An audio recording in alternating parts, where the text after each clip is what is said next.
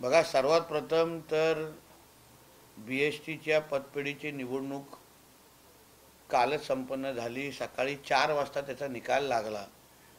यामध्ये शरदरावांचे जे पॅनल म्हणजे शशांक रावांच्या नेतृत्वात असलेलं जे पॅनल त्याला 14 मिळाले आणि 7 हे आमच्या प्रसाद लाडजींच्या पॅनलला त्यांचे उमेदवार निवडून आले. यासाठी मी शशांकरावजी असतील आणि आमचे प्रसाद लाडजी असतील या सगळ्या जणांना मी मनापासून अभिनंदन करतो. एक तुम्ही लक्षात घेतलं पाहिजे की मराठी माणसाला कोणी गृहीत धरू नये. सगळे मतदार हे मराठी होते आणि सगळ्या मतदारांनी बॅलेट पेपरवर मतदान केलेलं आहे, हे सर्वात महत्त्वाचं. एका बाजूला मराठी माणसाचे कैवारी आम्हीच हे ह्या नावाने बोंब मारणारे आज सकाळी कुठल्या बिळात लपलेले आहेत हे जरा थोडं शोधलं पाहिजे. ह्यांचाच बुरखा टराटरा मराठी माणसांनी आणि हिंदू लोकांनी फाडलेला आहे. मी नेहमी सांगतो, हिंदू हृदय सम्राट बाळासाहेब ठाकरेंचा ब्रँड हा हिंदुत्वामुळे मोठा झाला होता. आज जेव्हा मराठी माणसाला, हिंदू समाजाला कळलेलं आहे की आज हा जो ठाकरे ब्रँड आहे तो काय हिंदुत्वाशी त्याचा लेणं देणं नाही आहे, ते जिहाद्यांचे मुखपत्र मोठ्या प्रमाणामध्ये झालेलं आहे. आणि म्हणून मराठी लोकांनी जेवढे मतदार 15-16 हजार मतदार ज्यांनी हे मतदान केलेलं, आता हे पण तर मराठीत होते ना. आम्ही पहिल्या दिवसापासून बोलतोय की मराठी माणूस आमच्या बाजूला. मग आम्ही काय पाकिस्तानवरून आलो होतो का? पतपेढीतून मतदान करणारा जो व्यक्ती आहे तो पण मराठीत होता, आपला अस्सल मराठी आहे. म्हणजे आता थोडी बुरखा ज्यांचा फाटलेला आहे त्यांना कळलं असेल की मुंबईतला मराठी माणूस हा महायुती बरोबर आहे, आदरणीय देवेंद्र फडणवीसांच्या नेतृत्वावर विश्वास ठेवणारा आहे, आदरणीय रवी चव्हाण साहेबांच्या नेतृत्वावर विश्वास ठेवणारा आहे, आदरणीय आशिष शेलार साहेबांच्या नेतृत्वावर विश्वास ठेवणारा आहे. आणि म्हणूनच या पद्धतीचा निकाल तुम्हाला पतपेढीतून दिसलेला आहे. भ्रष्टाचार केवढा झाला त्या पतपेढीमध्ये, पैसा वाटण्याचा आरोप ह्या सेनेच्या युनियन, उबाटाच्या सेनेच्या युनियननी करू नये. कोणाचे किती घरं आलेली आहेत, कोणाचे किती हॉटेल आलेले आहेत ह्याची याद्या आम्ही दिल्या ना. आणि कामगारांच्याच जोरावर केलेलं होतं ते, कामगारांची लूटमार करून केलेलं होतं ते. म्हणून आता सगळं दिसलेलं आहे.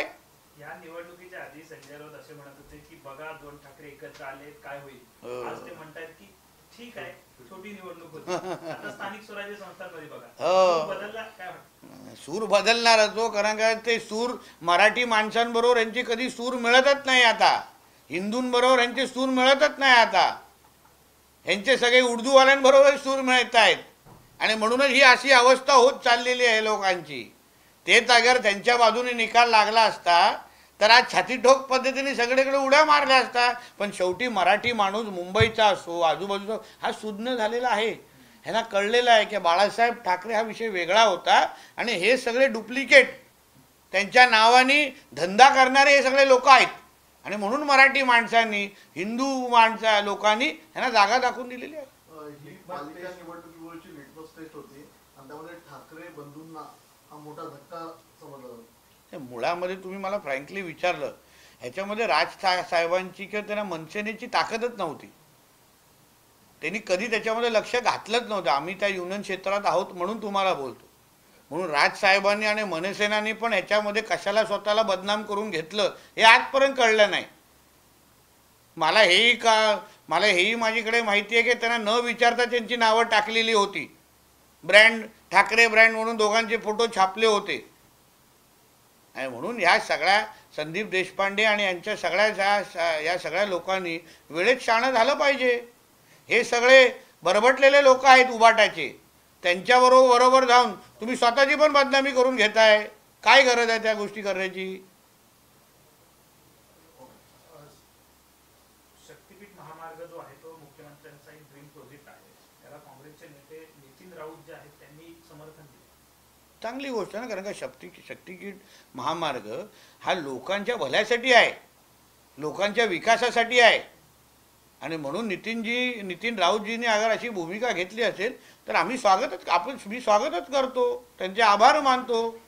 फक्त त्यांना सांगेन की बाकीच्या आपल्या आजूबाजूच्या लोकांमध्ये खाली डोक्यामध्ये थोडी अक्कल टाका. अमित शहानी खूप महत्वपूर्ण विधेयक आणलेलं आहे. ज्या व्यक्तींना 30 दिवसांपेक्षा जास्त कारागृह होणार आहे ते मुख्यमंत्री चांगली गोष्ट, स्वागत करायला पाहिजे. कारण का आपण अरविंद केजरीवालांच्या वेळी बघितलं की ते जेलमध्ये बसून कारभार करत होते. अन्य असंख्य घटना आपल्याला देशासमोर आपल्या दिसून आलेल्या आहेत. आमच्या महाराष्ट्रामध्ये तर नवाब मलिक सारखे बरबटलेले लोक, ज्यांनी दाऊद आणि यांच्या लोकांबरोबर काम केलं होतं, ते पण जेलमध्ये बसून, तेव्हा उद्धव ठाकरेला लाज वाटली नाही त्यांची राजीनामा मागण्याची. आता मोठा फावड्यासारखा सगळीकडे राजीनामा मागत फिरतोय. म्हणून आम्ही अमित शाह साहेबांचं आणि मोदी सरकारचं मनापासून अभिनंदन करतो की देशामध्ये